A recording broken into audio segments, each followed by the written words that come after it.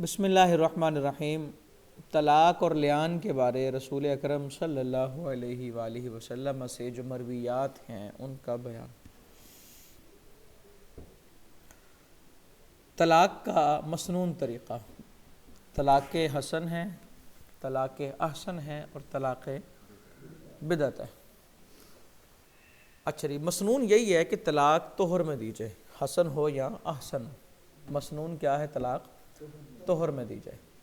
اچھا، طلاق حسن یہ ہے کہ آدمی عورت کو طہر میں طلاق دے اور اس طہر میں اس نے جمع نہ کیا اس سے، پھر اسے عدت گزارنے کے لیے چھوڑے اور پھر اگلے طہر میں دوسری طلاق دے اور پھر اس سے اگلے طہر میں تیسری طلاق دے، یہ حسن ہے۔ طلاق حسن یہ ہے کہ طہر میں ایک طلاق دے کے چھوڑ دے اور بقیہ طلاقیں نہ دے اسے اور اس کی عدت مکمل ہو جائے۔ یہ بہت اچھا طریقہ ہے، کیونکہ اس سے واپسی کی راہ جو ہے وہ ہموار رہتی ہے، اور ہر ماہ ایک ایک دینے سے بھی واپسی کی راہ ہموار ہوتی ہے، لیکن ایک دے کے چھوڑ دینا یہ زیادہ کشادہ معاملہ ہے۔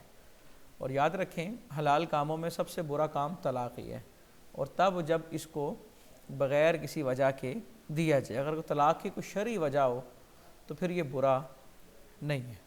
اچھا، طلاق بدعت یہ ہے کہ یا تو اس کو حیض میں طلاق دے دینا، یا پھر ایک ہی مجلس میں 3 طلاقیں اکٹھی دے دینا، یہ طلاق بدعت ہے۔ طلاق ہو جائے گی، طلاق نافذ ہو جائے گی۔ دیکھیں جی،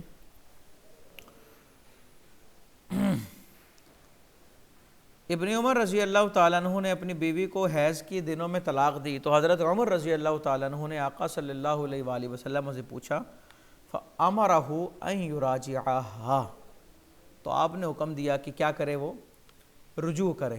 اور اگلی روایت میں آئے گا کہ حکم دیا وہ رجوع کریں اور طہر میں طلاق دیں، یعنی کہ اگر طلاق دینی ہی ہے تو فی الحال رجوع کر لیں اور طہر میں دیں۔ لیکن راوی کہتے ہیں میں نے پوچھا کیا اس طلاق کو شمار کیا جائے گا؟ تو مجھے کہنے لگے خاموش رہ۔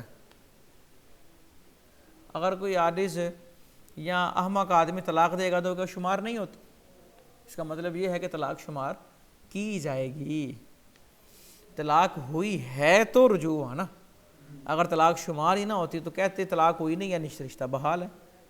طلاق ہوئی ہے تو رجوع کا حکم دیا، ٹھیک ہے نا۔ اگلی روایت میں وہ آگے واضح، ثم لیطلقها طاہرا او حاملا، ٹھیک ہے جی۔ باب ما جاء فی الرجل یطلق امرأته البتہ، آدمی اپنی عورت کو طلاق دے البتہ کے لفظ کے ساتھ۔ اس کا مطلب ہے آدمی لفظ طلاق تو بولے لیکن ساتھ گنتی طلاق نہ بولے۔ طلاق بولا لیکن یہ نہیں بتایا کہ 1 دی ہے، 2 دی ہیں یا 3۔ تو اصول فقہ میں ہم نے پڑھا کہ یا تو اقل عدد مراد ہوگا یا اکثر عدد مراد ہوگا۔ وہ کہتا ہے میں نے 1 کی نیت کیا درست ہے، وہ کہتا ہے میں نے 3 کی کیا درست ہے، وہ کہتا ہے 2 کی کیا تو درست نہیں، پھر 1 ہی ہوگی۔ سمجھ آئی؟ دیکھیں، راوی کہتے ہیں میں آیا آقا علیہ الصلوۃ والسلام کے پاس، عرض کیا آقا میں نے اپنی عورت کو البتہ طلاق دی ہے۔ آپ نے کہا ما اردت بہا، تو نے ارادہ کیا کیا تھا؟ عرض کیا واحدہ، 1۔ کہا اللہ کی قسم؟ کہا جی اللہ کی قسم 1 کا ہی ارادہ تھا۔ تو آپ نے فرمایا فہو ما اردت، تو وہی واقع ہوا جو تو نے ارادہ کیا ہے، ٹھیک ہے جی۔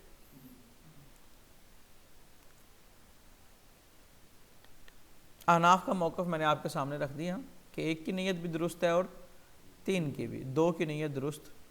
عورت کو یہ کہنا امروکی بیدی کی، تیرا معاملہ تیرے، یہ ہے عورت کو اختیار دینا طلاق کا، چاہے تو اپنے آپ کو طلاق دے دیں یا چاہے تو یوں کہنے سے طلاق نہیں ہوتی۔ امروکی بیدی کی کہنے سے طلاق، ہاں عورت اگر کہے کہ میں نے خود کو اختیار کیا تو طلاق ہوگی۔ عورت کو طلاق تفویض کرنے سے طلاق واقع جب تک عورت طلاق خود کو نہ دے۔ سمجھ آئی؟ دیکھیں، صرف ایک ہی راوی سے یہ روایت ہے کہ جناب عورت کو اگر کہہ دی یا امرو کا بیدی کی تو 3 طلاقیں ہو جاتی ہیں۔ دیکھیں نا، راوی پوچھ رہے ہیں کہ حسن کے علاوہ کسی نے یہ کہا ہے؟ کہتے نہیں میں نہیں جانتا کسی نے کہا ہو۔ حالانکہ جو حضرت عمر رضی اللہ تعالیٰ عنہ کی یہاں بات آئے گی،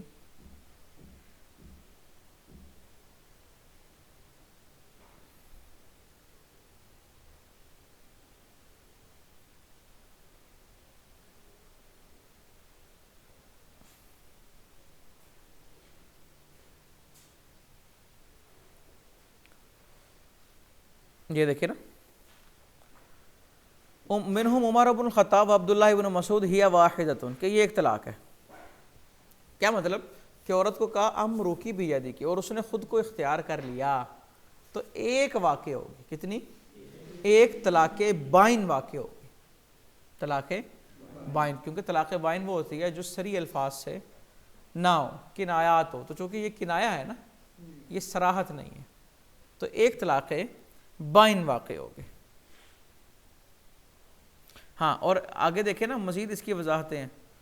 آدمی نے اس کا معاملہ اس کے ہاتھ کیا، اور عورت کہتی میں اپنے آپ کو 3 طلاقیں دیتی ہوں، میں اپنے آپ کو، خامند نے کہا نہیں نہیں میں نے تو ایک کا کہا ہے، تو اس کا مطلب کیا ہے؟ ایک۔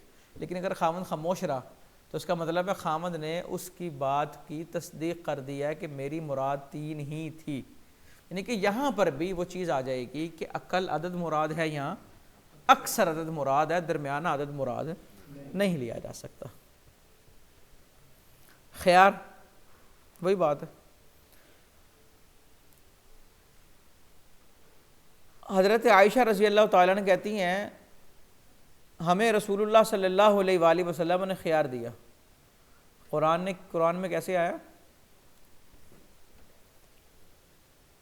کہ اگر آپ فَتَعَالَيْنَا أُمَتِّعْكُنَّ وَأُسَرِّحْكُنَّ سَرَاحًا جَمِيلًا، کہ اگر دنیا کی زیب و زینت چاہتی ہیں تو آئیں وہ دیں، اور اگر آگے کیا ہے تُرِيدُنَ اللَّهَ وَرَسُولَهُ فَإِنَّ اللَّهَ أَعَدَّ لِلْمُحْسِنَاتِ أَجْرًا عَظِيمًا۔ جی، یہ اختیار دیا، تو آپ کہتے ہیں ہم نے آقا صلی اللہ علیہ وآلہ وسلم کو اختیار کیا، افکان طلاقاً، تو کیا یہ طلاق ہوئی؟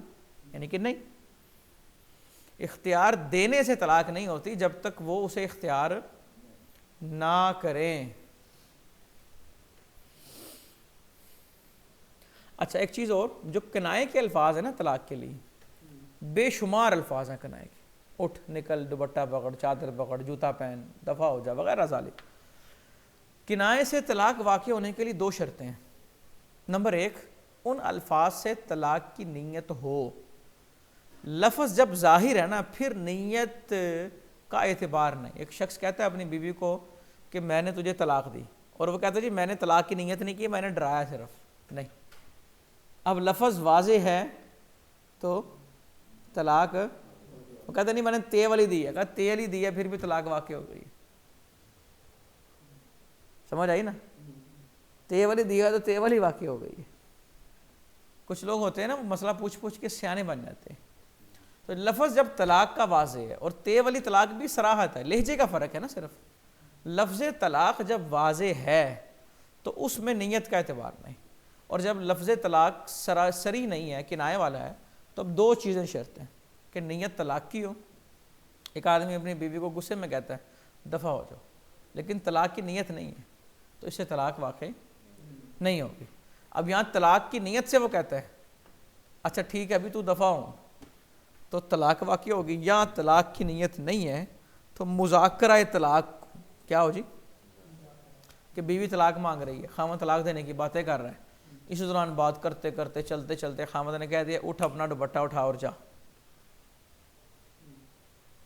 مذاکرہ طلاق ہو یا طلاق کی نیت ہو، اس کا مطلب کہتے ہیں نا لڑائی جھگڑے میں اس نے اگر کیسا کہا لڑائی جھگڑا مذاکرہ طلاق ہونا چاہیے، ورنہ یعنی کہ یہ کنائے کے الفاظ ہیں، اور کنائے سے طلاق بائن واقع ہوتی ہے۔ ٹھیک ہے جی۔ باب مجا فی المطلقۃ ثلاثا لا سکن لها ولا نفقۃ، عورت کو 3 طلاقیں دی گئی ہیں جی،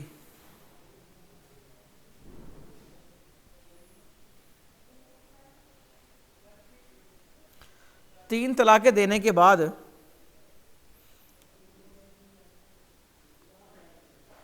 عورت کا جو خامن تھا اس کے ذمے اس کا نفقہ اور سکنا نہیں ہے، اس کی رہائش اور اس کا خرچہ خامند کے ذمے، یہ ترجمۃ الباب کا مطلب ہے۔ حالانکہ ہمارے ہاں موقف تو یہی ہے کہ عدت کے دوران اس کا خرچہ کس کے ذمے ہے؟ شوہر کے ذمے ہے، ٹھیک ہے نا؟ طلاق کی عدت میں ہو، طلاق رجعی ہو، بائنہ ہو، یا 3 طلاقیں، عورت حاملہ ہے یا نہیں ہے، احناف کا موقف یہ ہے اس کا خرچہ کس کے ذمے ہے؟ اس کے خامد کے ذمہ ہے۔ قرآن میں بھی آئے ہے نا، اسکنوہن من حیث سکنتم من وجدکم ولا تضاروہن لتضیقوا علیہن، اور آگے چل کے وَإِن كُنَّ أُولَاتِ حَمْلٍ فَأَنفِقُوا عَلَيْهِنَّ حَتَّى يَضَعْنَ حَمْلَهُنَّ فَإِنْ أَرْضَعْنَ لَكُمْ فَآتُوهُنَّ أُجُورَهُنَّ وَأْتَمِرُوا بَيْنَكُمْ بِمَعْرُوفٍ وَإِنْ تَعَاسَرْتُمْ فَسَتُرْضِعُ لَهُ أُخْرَى۔ اب حدیث تحت الباب کا مطلب کیا ہے؟ ہو سکتا ہے یہ پہلے کی بات ہو، یہ کیا ہو؟ پہلے کی بات ہو۔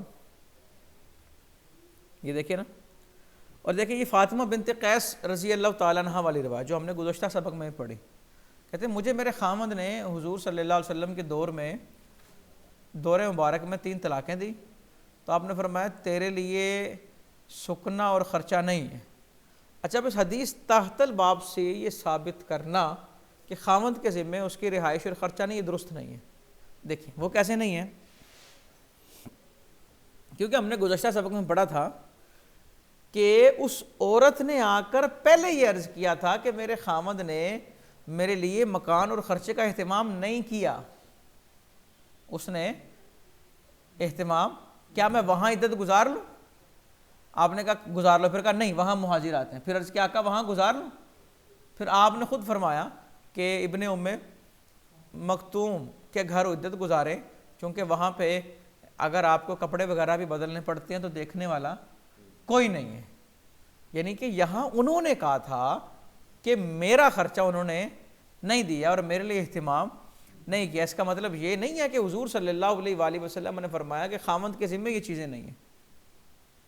تو اس حدیث کو مکمل پڑھیں گے تو مسئلہ خود ہی واضح ہو جائے گا۔ نکاح سے پہلے طلاق نہیں ہے جی۔ دیکھیں ایک ہے طلاق دینا اور ایک ہے طلاق کو معلق کرنا۔ ایک شخص ہے، اس کا نکاح ہونا ہے ہندا سے، نکاح بھی ہوا نہیں ہے، نکاح ہونے سے پہلے وہ یوں کہے میں ہندا کو طلاق دیتا ہوں، نہیں ہوگی، نکاح سے پہلے طلاق ہی نہیں ہے۔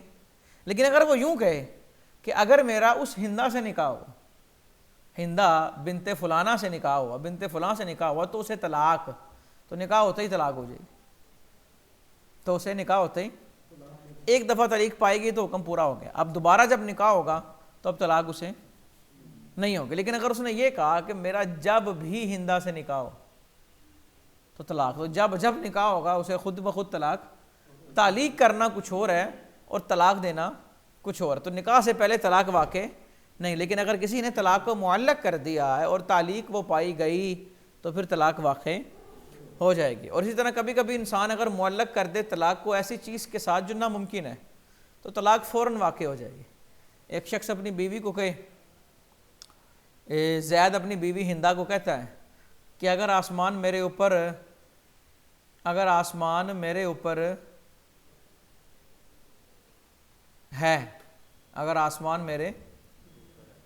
ہے تو تجھے طلاق، یا اگر آسمان میرے اوپر نہیں تو تجھے طلاق، اس طرح کی وہ باتیں کرتا ہے، طلاق فوراً ہو جائے گی اور تعلیق باطل ہو جائے گی۔ سمجھ آئے نا، تعلیق ہوتی ہے جو ہو، اور جو چیز ہے اس پر معلق نہیں کریں گے وہ شرط، وہ تعلیق باطل ہو جائے گی اور طلاق واقع ہو جائے گی۔ دیکھیں رسول اللہ صلی اللہ علیہ وآلہ وسلم نے فرمایا ابن آدم جس چیز کا مالک نہیں اس میں منت پوری کرنا ضروری نہیں ہے۔ آدمی منت ایسی مان لے جو اس کے بس میں ہی نہ ہو، دیکھیں نا، منت پورا کرنا واجب ہے، لیکن شرط یہ ہے منت مانی جائے ایسی جو کسی عبادت کی جنس سے ہو۔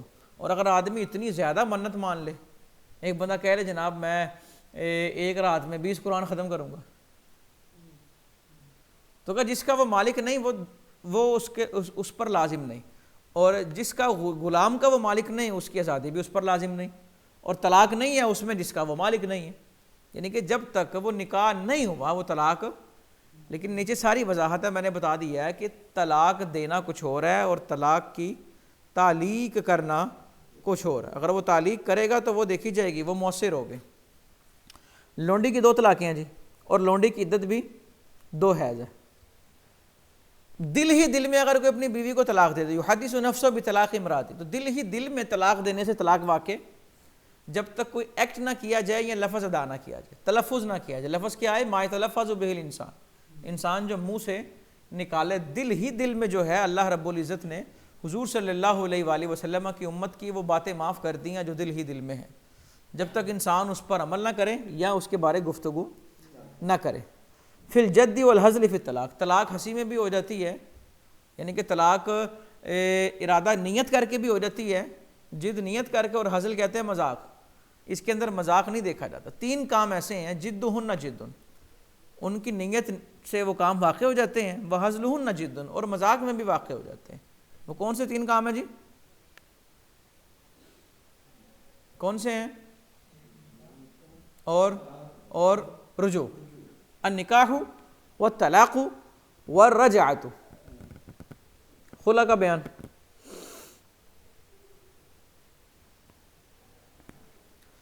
اس روایت میں آیا کہ ایک خاتون نے، ربیہ بنت معوذ ابن افرا نے خلا لیا، تو آقا علیہ الصلوۃ والسلام نے کہا ایک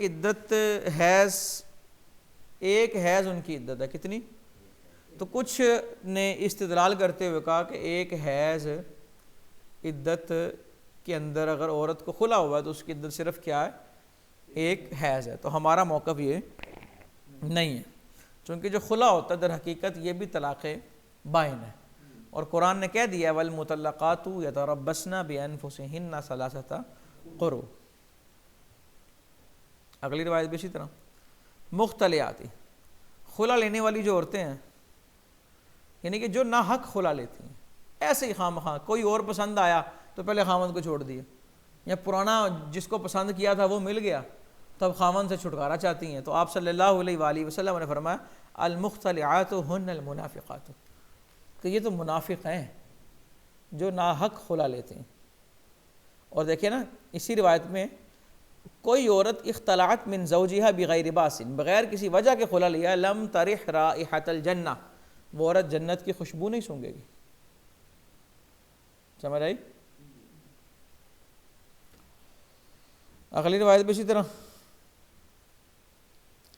فی مدارات النساء، عورتوں کے ساتھ حسن سلوک کا بیان۔ نبی پاک صلی اللہ علیہ وآلہ وسلم نے فرمایا عورت کا دل آئی پسلی کی طرح، اگر سیدھا کرنے لگو گے کسرتہا، توڑ دو گے، اور چھوڑ دو گے استمتعت بہا علی وجہ، تو ٹیڑھے پن کے باوجود اس سے فائدہ اٹھاؤ گے۔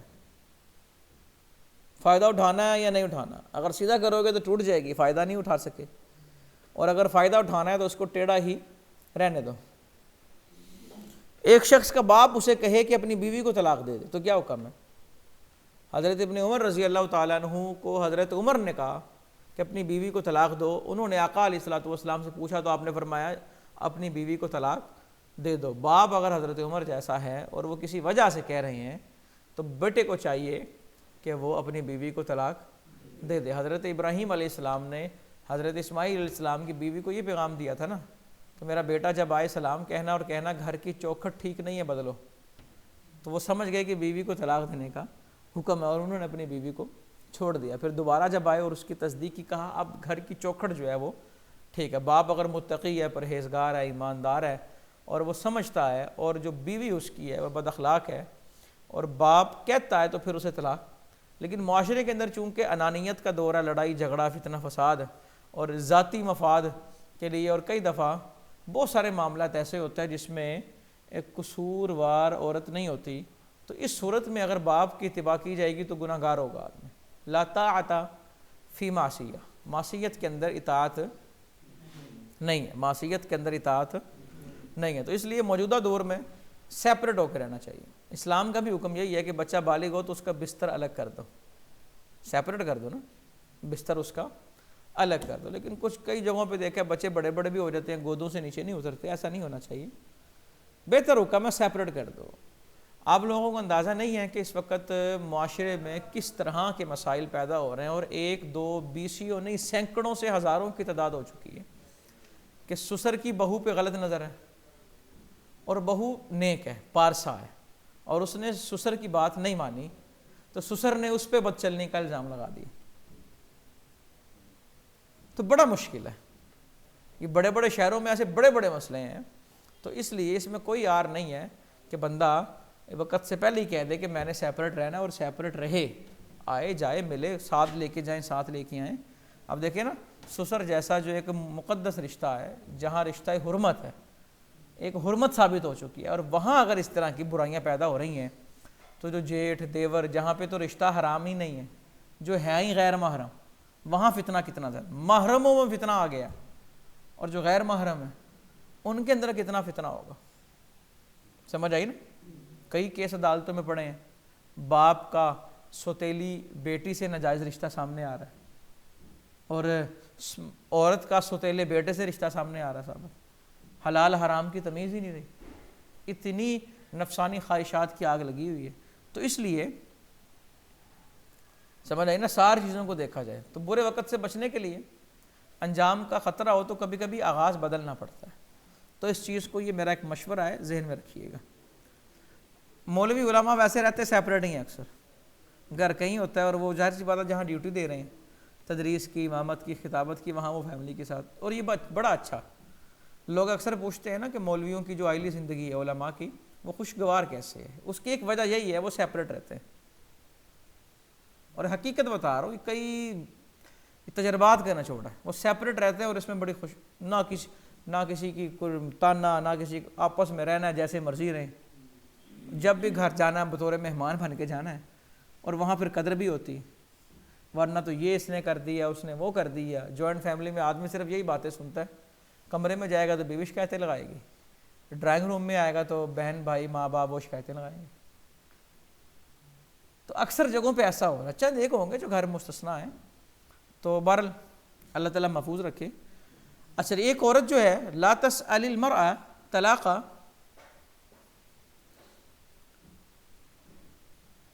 لا تسأل المرأة طلاق اختها، عورت اپنی سوتن کی طلاق کا مطالبہ نہ کرے. ٹھیک ہے، لتکفی ما فی انائها، صرف اس لیے مطالبہ نہ کرے کہ لو جی میں بس اس کو رہنے دو، ساری توجہ میری طرف ہو جائے. ہاں اگر سوتن میں کوئی برائی ہے اور طلاق کا مطالبہ کرنے والی بڑی متقی ہے اور کوئی شرعی وجہ ہے تو وہ اسے کہتی ہے کہ بہتر یہ ہے تم اسے طلاق دے دو، یہ ایک الگ بات ہے. لیکن اس لیے کہنا طلاق دے دو کہ تاکہ اس کی ساری توجہ میری طرف آ جائے، اس کی چیزیں مجھے مل جائیں، یا اس پر جتنی عنایات ہوتی ہے وہ بھی ساری مجھ پر آ جائیں، یہ طریقہ غلط ہے. ہر بندے کا اپنا نصیب ہوتا ہے اور اسے اس کے نصیب کے مطابق ملتا ہے. پاگل کی طلاق، جی ماتو کہتے ہیں پاگل. کلو طلاق جائز، ہر طلاق جائز ہے. یہ لفظ آپ کو بتا رہا ہے کہ طلاق کے ثلاثہ بھی جائز ہے، اس کو ذہن میں رکھیے گا. کلو طلاق جائز، ہر طلاق جائز ہے. الا اگر ایک مجلس کی دی گئی 3 طلاقیں جائز نہ ہوتی تو یہ مقام تھا یہاں اس کا استثناء کیا جاتا. سمجھ آئی نا؟ تو آپ نے فرمایا الا طلاق المعتوہ المغلوب علی عقلہ، لیکن وہ پاگل کہ جس کی عقل ساری مغلوب ہو چکی، اس کی طلاق جائز نہیں ہے، واقع نہیں ہوگی. اللہ اکبر. یہ روایت دیکھیں نہیں. اما عائشہ رضی اللہ تعالیٰ عنہ کہتی ہیں کہ لوگ اپنی بیوی کو طلاق دیتے جتنی مرضی، اور عورت عدت میں ہوتی تو وہ رجوع کر لیتے، پھر وہ طلاق دیتے، 100 دفعہ دے دیں یا 100 سے زیادہ دے دیں. حتیٰ کہ ایک شخص نے اپنی بیوی کو کہا اللہ کی قسم میں تجھے کبھی چھوڑوں گا ہی نہیں. اس نے کہا کیسے؟ کہا میں تجھے طلاق چھوڑوں گا بھی نہیں اور لیکن اپنے پاس بھی نہیں رکھوں گا. اس نے کہا کیسے؟ کہا تجھے طلاق دوں گا، جب عدت پوری ہونے لگے گی تو رجوع کر لوں گا، پھر طلاق دوں گا، عدت پوری ہونے لگے گی، رجوع. اب یہ عورت آ گئی اما عائشہ رضی اللہ تعالیٰ عنہ کے پاس، تو آپ نے مسئلہ سنا اور خاموش ہو گئی. آقا تشریف لائے تو آپ کو مسئلہ سنایا، آپ بھی خاموش ہو گئے. اللہ نے قرآن کی آیتیں نازل کر دیں الطلاق مرتان، کہ یہ کام نہیں چلے گا، طلاق صرف 2 دفعہ ہے.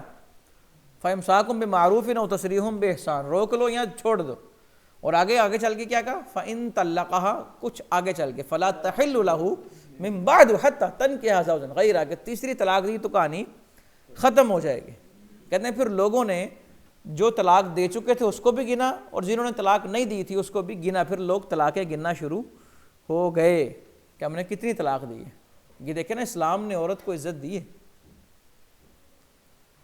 ایک عورت ہے، اس کا خامند فوت ہوا، اب وہ حاملہ بھی تھی. خامند فوت ہونے کی عدت 4 ماہ 10 دن ہے، لیکن حمل اس کا 20-25 دن، 15 دن، 5 دن، 4 دن بعد اس نے بیٹا پیدا کر دیا تو اس کی عدت احناف کے ہاں اسی وقت پوری ہو جائے گی. کچھ کہتے ہیں کہ جو دونوں مدتوں میں سے جو مدت زیادہ ہے وہ عدت ہوگی.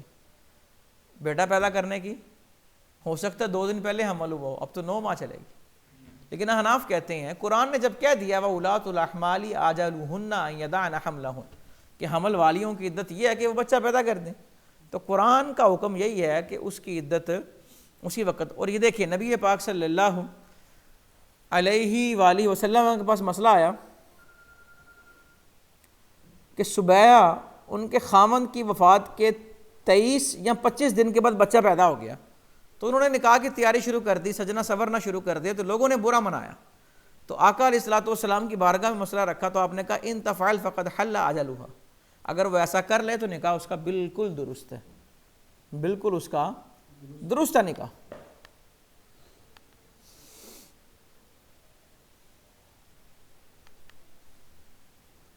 فی عدت المتوفی عنہا زوجہا، عدت کیا ہے جی؟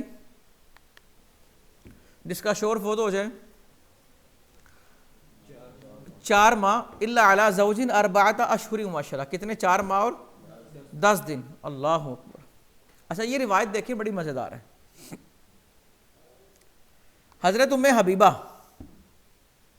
یہ ام المومنین ہے رضی اللہ تعالیٰ عنہ، ان کے والد حضرت ابو سفیان کا انتقال ہوا، تو 3 دنوں کے بعد نا انہوں نے ایک خوشبو منگوائی، اس کے اندر زردی ٹائپ کچھ تھا، اور وہ خوشبو ایک لڑکی کو لگائی، پھر وہ خوشبو مل کے نا اپنی گالوں پہ لگا لی، اور پھر کہا اللہ کی قسم مالی بالطیب من حاجہ، مجھے خوشبو لگانے کی ضرورت نہیں تھی، لیکن میں نے صرف اسی لیے لگائی ہے کہ آقا علیہ الصلوۃ والسلام نے کہا ہر وہ شخص یا وہ عورت جو اللہ پر اور قیامت پہ ایمان رکھتی ہے اس کے لیے 3 دن سے زیادہ میت پہ سوگ منانا جائز نہیں ہے.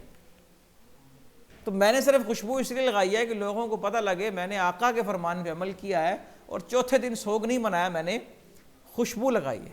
سوائے اس عورت کے جس کا خامند فوت ہو جائے، وہ کتنا سوگ منائے گی؟ 4 ماہ اور، لیکن اگر وہ حاملہ ہے تو جیسے ہی بچہ پیدا ہوگا اس کا سوگ بھی ختم ہو جائے گا.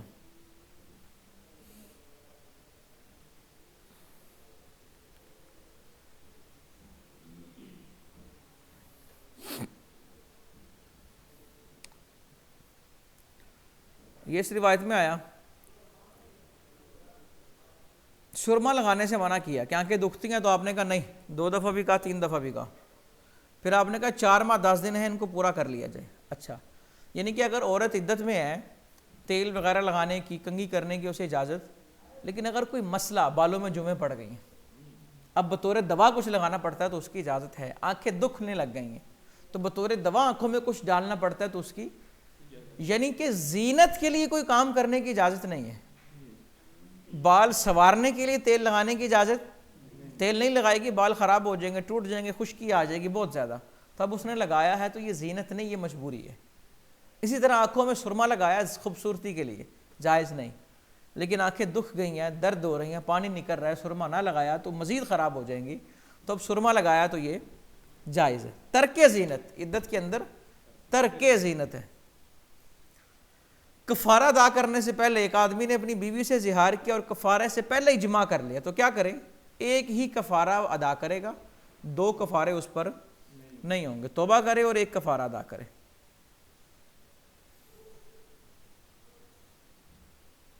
اگلی روایت بھی اسی طرح.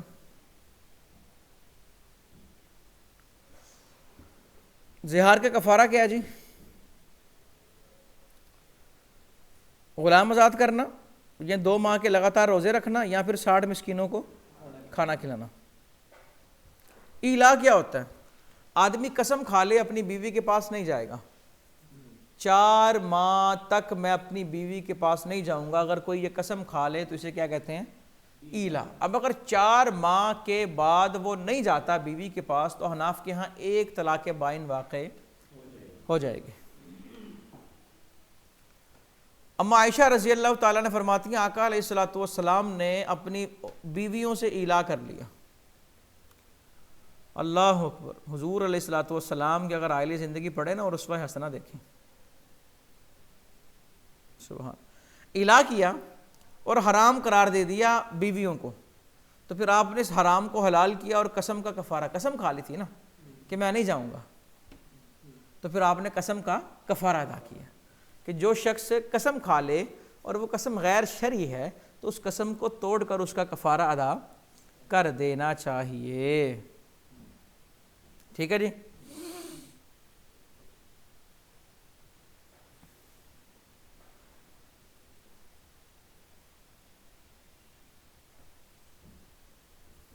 لیان کیا ہوتا ہے جی؟